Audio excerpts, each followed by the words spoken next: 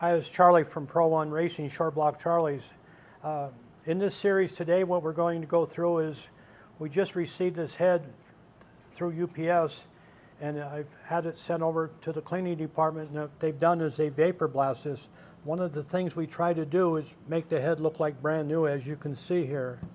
Okay, let's get the details of this cylinder head. It's a CR450x. So the first thing we're going to do is measure the valve outside diameter. It's 35 millimeters.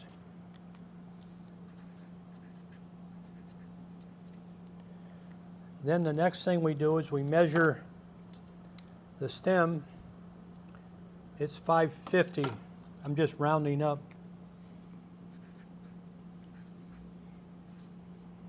The next thing we check is the valve protrusion. So we put the valve in here like this. We've got our protrusion gauge. We come over here and measure this like this. And it's 1.451.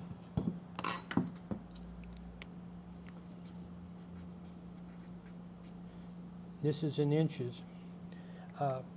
This is very important so that we don't sink the valve.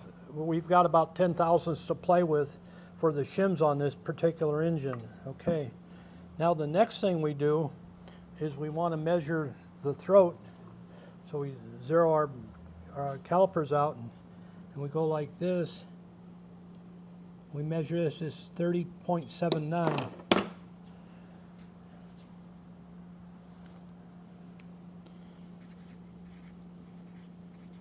So we take the 30.79 and then we take 35, that's the valve outside diameter. So we take our calculator, we clear it, it's 30.79, and we divide it by 35 and it equals 88. The throat ratio is 88. In a performance engine, we don't want to go over 89%.